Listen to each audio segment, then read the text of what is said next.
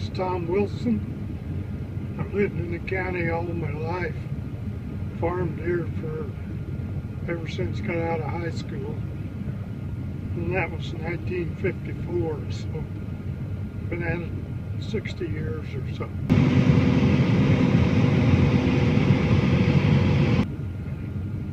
I still enjoy it. I get out, try to help the boys. Okay, my cart driver's here, so I've got to get back to work.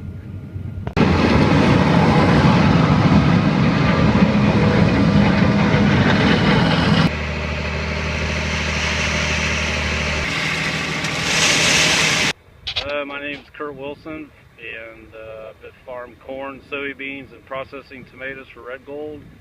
I've been doing it since around 1990, and recently, now I still farm with my two brothers, Kevin and Corey. It's called K Brother Farms, and so far it's been a long season, but all the yields are doing pretty well.